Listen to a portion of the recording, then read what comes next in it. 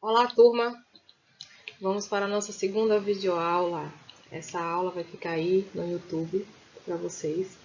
Lembrando que nosso encontro dia 29, às 19 horas, como eu falei, eu vou deixar a videoaula no YouTube e vou estar entrando com vocês no Zoom, né, no nosso aplicativo Zoom, para a gente estar tirando dúvidas, interagindo e ver o que é que vocês precisam depois de tanto tempo sem essa interação. E a nossa aula, nossa segunda aula, eu acho que é bem básica, bem tranquila, que é um assunto que nós vamos ver no nosso dia a dia, nós técnicos de segurança, nós da área de prevenção. É um assunto bem tranquilo. Vamos lá.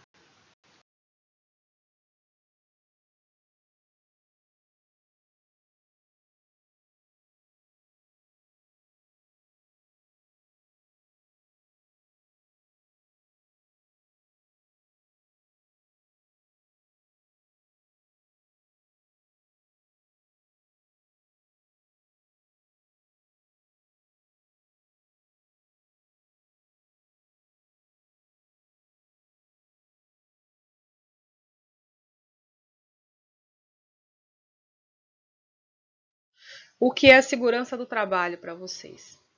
Segurança do trabalho já deve estar internalizado dentro de vocês desde quando vocês optaram por fazer o curso técnico de segurança do trabalho, que vocês já devem ter o entendimento qual seria a função de cada um de vocês, não é? Que é salvar vidas. Então, o texto diz: pode ser entendida como um conjunto de medidas que são adotadas visando minimizar os acidentes de trabalho, doenças ocupacionais, bem como proteger a integridade e a capacidade de trabalho do trabalhador. Então, tudo que venha a falar de integridade física, salvar vidas, prevenir, minimizar riscos, né? Eliminar riscos, tudo está dentro da segurança do trabalho.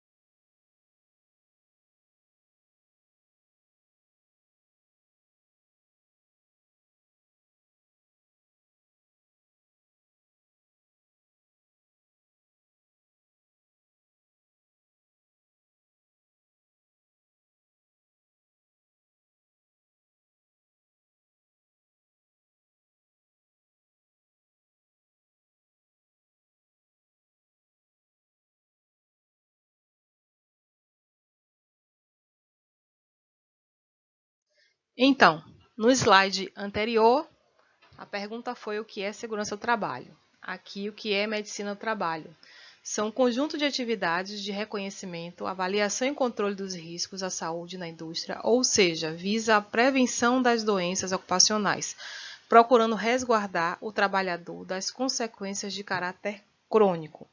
A diferença entre segurança e medicina do trabalho é que, enquanto a segurança tem como objetivo garantir a integridade física e a preservação da vida dos trabalhadores, a medicina busca preservar a saúde e a qualidade de vida deles. Então, turma, um breve histórico aqui no mundo.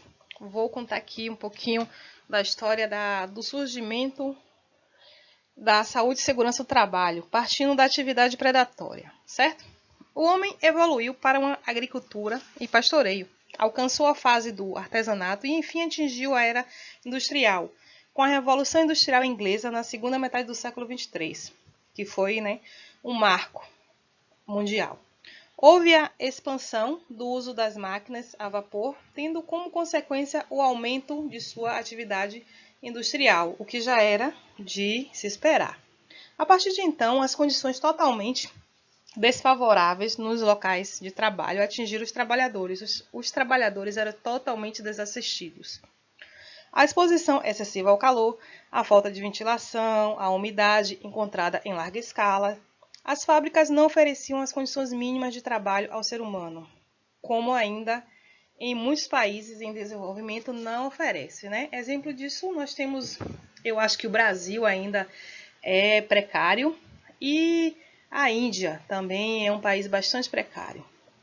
As máquinas primitivas daquela época ofereciam todos os tipos de riscos aos operadores. As consequências tornam-se tão críticas que começam as reclamações, exigindo o mínimo de condições humanas para o trabalho. Então, só aí no Brasil, em 1930, a Revolução Industrial aconteceu.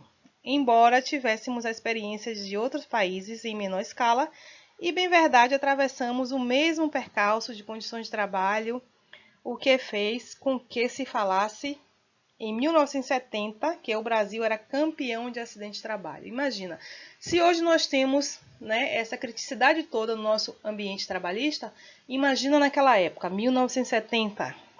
A partir de então, a preocupação com a segurança e com a saúde do trabalho se fez presente na legislação brasileira no sentido de frear o crescimento e o aumento de doenças relacionadas ao trabalho. Então, como é que funciona a nossa legislação no Brasil? A legislação sobre segurança e saúde no trabalho iniciou com o decreto 3.724, de 1919, que estabeleceu as obrigações resultantes dos acidentes de trabalho, incluindo a indenização e ações judiciais. Posteriormente, em 1947, entrou em vigor a consolidação das leis, que é a nossa CLT, Consolidação das Leis Trabalhistas. Mas isso aí vai ser um assunto mais para frente, certo? Então já deu para poder vocês entenderem mais ou menos como é que surgiu a história da segurança do trabalho.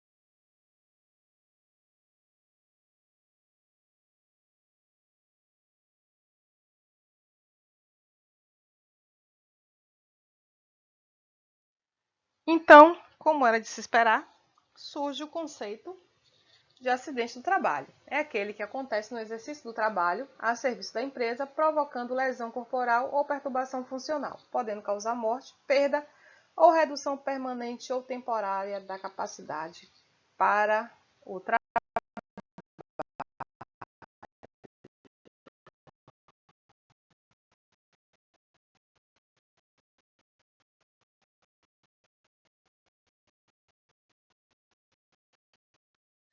Consideram-se acidente de trabalho quando você está prestando serviço por ordem da empresa fora do local de trabalho, realmente for constatado que você está, por solicitação da empresa, fora do seu estabelecimento, quando você estiver em viagem a serviço da empresa, no trajeto entre a casa e o trabalho, ou o trabalho para a casa, que recentemente o nosso presidente queria tirar isso do trabalhador, né? A mudança no acidente de trajeto. A medida provisória de 905 de 2019, a conhecida como contrato verde-amarelo, somente vigorou aí entre período de novembro, se eu não me engano, 11 de novembro a 20 de abril de 2020. Então ela foi extinta e o trabalhador volta a ter todos os seus direitos. Doença profissional é aquela doença provocada pelo tipo de trabalho realizado, né? Por exemplo, o soldador, algum tipo de doença, né, que ele venha a ser lesionado pelo tipo de atividade que ele faça. E a doença do trabalho, que é diferente da doença profissional, são doenças causadas pelas condições do trabalho. Normalmente,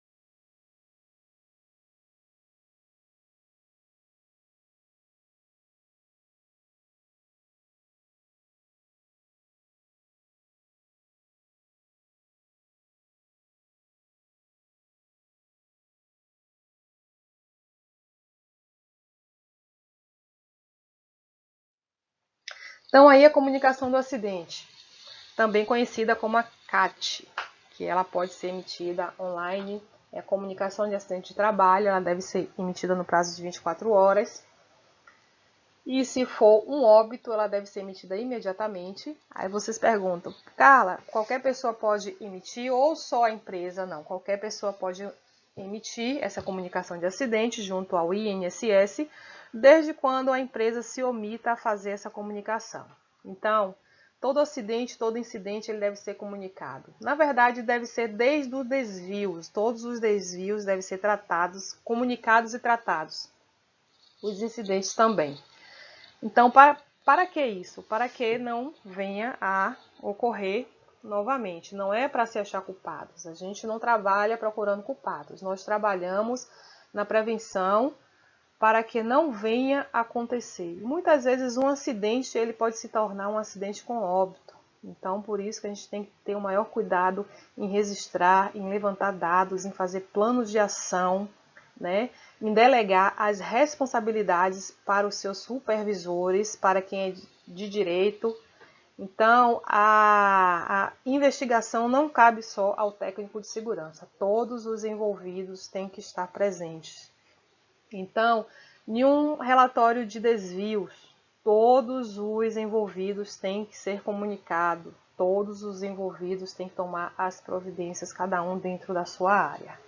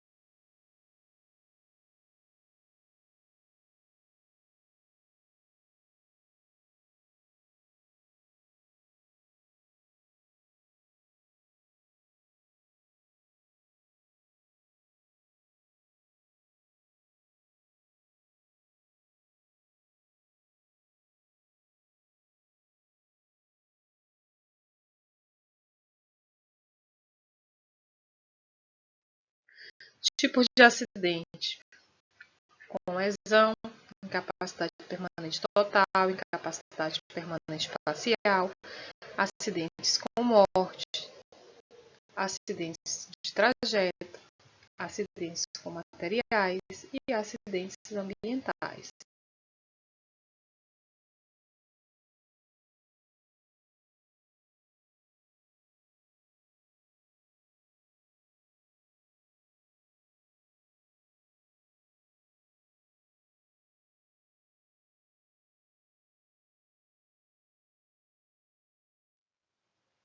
Doenças ocupacionais. São doenças profissionais, as tecnopatias e as mesopatias, que são doenças ligadas ao ambiente de trabalho. Normalmente são doenças que são doenças crônicas de difíceis tratamentos, como nós já ouvimos falar muito sobre o benzeno, um agente químico agressivo que muitas vezes a atividade laboral não estava ligada totalmente à substância química, mas o ambiente de trabalho era um ambiente de trabalho agressivo, onde as pessoas ficavam expostas a esse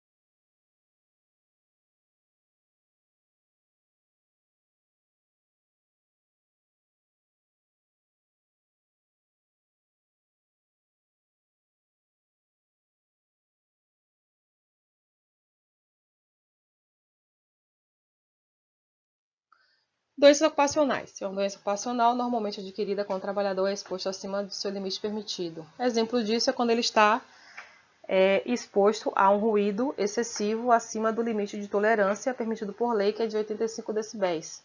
Ele fica durante 8 horas exposto a um ruído de 110 a 100 durante 8 horas. Muitas vezes esse trabalhador ele é treinado, é fornecido para ele o EPI adequado, mas ele insiste em não usar ou fazer o uso de forma incorreta.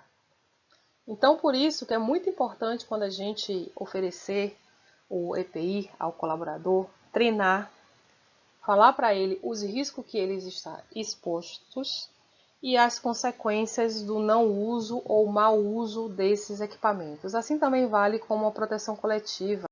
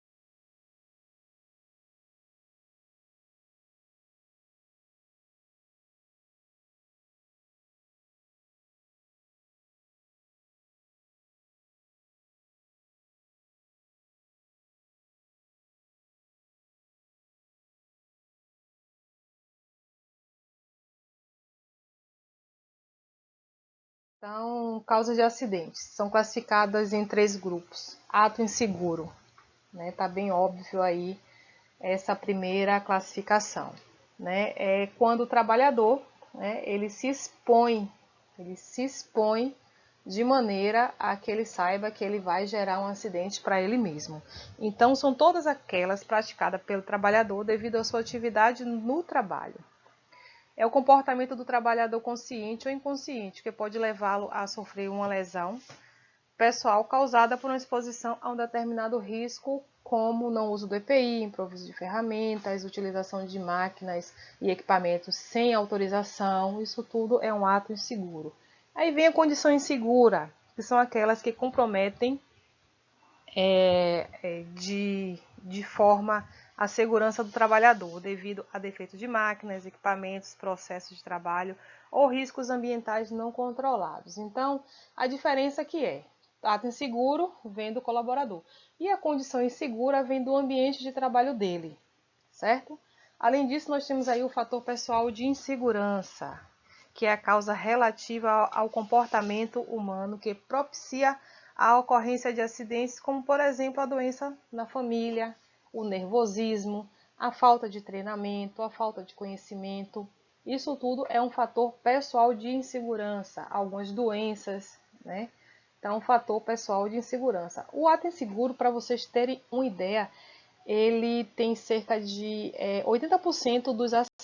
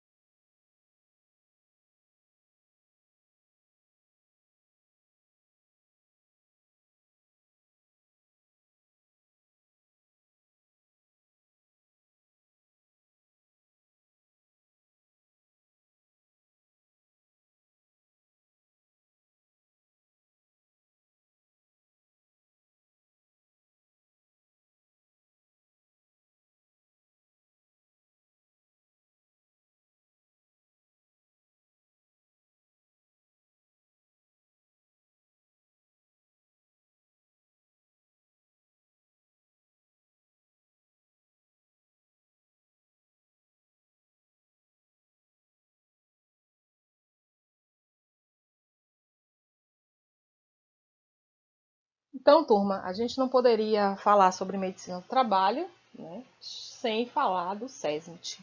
O SESMIT está lá na NR4, nós já estudamos sobre a NR4. Ele é de extrema importância dentro da medicina do trabalho, porque até mesmo lá é que está, né, centralizado a equipe médica, enfermeiros, técnico de segurança, engenheiro de segurança, né, toda a equipe que compõe o SESMIT. O SESMIT é Serviço Especializado em Engenharia de Segurança e Medicina do Trabalho. É uma equipe de profissionais a serviço da empresa com a finalidade de promover saúde e proteger a integridade física dos trabalhadores. Dependendo da quantidade dos empregados e da natureza da atividade, o serviço pode incluir os seguintes profissionais. Então, a gente sabe, né, que vai depender do grau de risco e da atividade daquela empresa que nós vamos conseguir dimensionar o SESMIT. Todo o SESMIT vai ter esse grupo aí? Não. Vai depender do grau de risco da empresa e, né, que nós vamos olhar lá no KNAI, tudo aquilo que nós já aprendemos na NR4. Outro grupo aí, gente, responsável, importantíssimo, é a CIPA, Comissão Interna de Prevenção de Acidentes. Ela é representada, né, pelo grupo do empregador e do empregado, como a gente já viu lá na NR5. Então, esse grupo aí é um grupo importantíssimo dentro da medicina do trabalho. O técnico de segurança tem que se aliar à CIPA, tem que andar junto com a CIPA. A CIPA é os olhos do técnico de segurança na área, é os olhos do técnico de segurança junto aos colaboradores. Então, o melhor amigo dos técnicos de segurança é a CIPA. Então, o técnico de segurança tem que trazer a CIPA para perto dele, ele tem que andar junto, tem que formar a CIPA, né, a favor dele.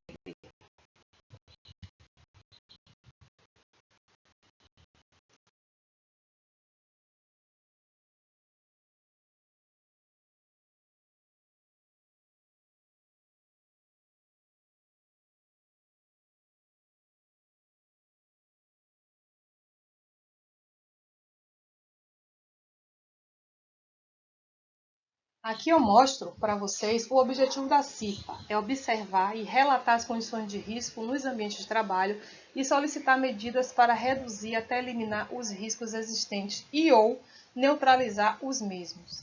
Sua missão é, portanto, a preservação, a saúde e a integridade física dos trabalhadores, né? Só atestando o que eu falei no slide anterior. A CIPA e técnico de segurança, a CIPA e SESMIT têm que andar juntos. Responsabilidade dos empregados e empregadores. Todos têm responsabilidade dentro da medicina e segurança do trabalho. Não é só uma parte, nem outra, nem só empregador, nem só empregado, nem só o técnico de segurança, nem só o gerente, nem só o supervisor. Todo mundo tem responsabilidade mútua. Então, é fazer cumprir as normas de segurança e medicina do trabalho. Isso é o empregador, né? Então, ele também tem a sua responsabilidade. Instruir os empregados por meio de ordem de serviço, está lá na nossa NR1, relativamente às preocupações a tomarem no sentido de evitar acidentes de trabalho e doenças ocupacionais, adotar as medidas determinadas pelos órgãos regionais competentes.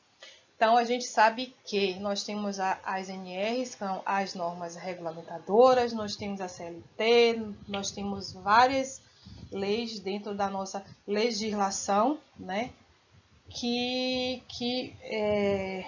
ajuda nesse processo. Então, facilitar o exercício da fiscalização pela autoridade competente. Tem empregador que quando chega a fiscalização, é um Deus nos acuda, ele esconde tanta coisa, ele mente tanta coisa. Por quê? Porque não trabalhou na prevenção. Então, se ele trabalhar na prevenção, se ele trabalhar antecipadamente, quando uma fiscalização bater lá na porta da empresa dele, ele não vai ter por que temer, né? Muitas vezes também ele não cumpre os procedimentos das autoridades e aí termina dificultando o serviço de auditoria, de fiscalização, e isso aí só vai piorar a situação dele junto aos órgãos competentes.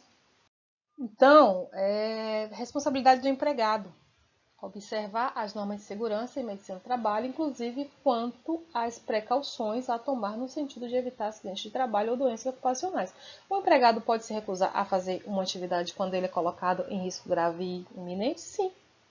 Né? Ele tem uma portaria 3214 que dá esse respaldo para ele, a 3214 de 1978. Então, antes o direito de recusa estava inserido na NR3 e em algumas outras normas. Hoje ela está na NR1. Então, ele pode sim colaborar com a empresa na aplicação dos dispositivos legais envolvendo a segurança e medicina do trabalho. Então, assim como o empregador tem a sua responsabilidade, né, que ele é quem mais tem, o empregado também tem a responsabilidade, porque se trata até mesmo da vida dele, né, dele chegar bem em casa, dele chegar da forma que ele saiu, né, porque em casa ele tem uma família que está esperando por ele.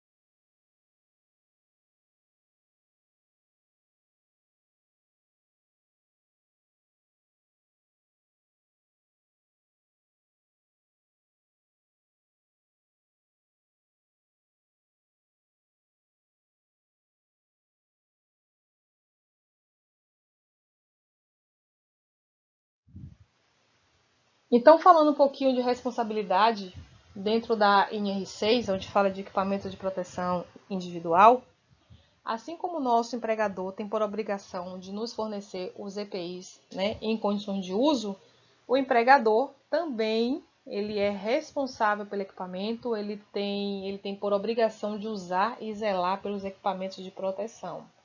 Então, faz parte da medicina do trabalho? Faz. Por quê? Se o colaborador usa os equipamentos de forma contínua, de forma eficaz, de forma a prevenir, né, doenças do trabalho, certamente, né, ele pouco vai ter uma queixa de uma doença ocupacional. Então, nós temos aqui a proteção de cabeça, a proteção auditiva, a proteção respiratória. Eu trouxe aqui um bonequinho para vocês estarem antenados.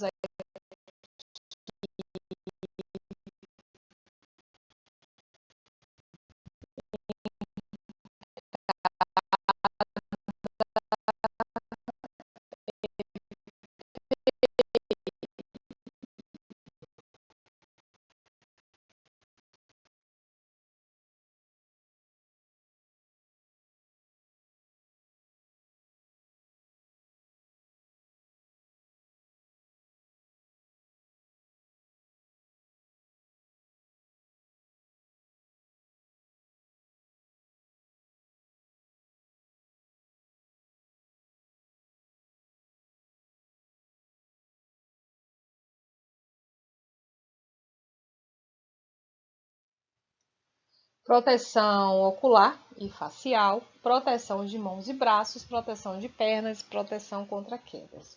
Está lá escrito na NR35, né? Proteção contra quedas. Quem tiver dúvida pode estar dando uma aprofundada sobre esses equipamentos de proteção. Tem a proteção coletiva e proteção individual. Aqui são chamados EPC, Equipamentos de Proteção Coletiva. Ele promove a proteção de um todo, né? De um grupo.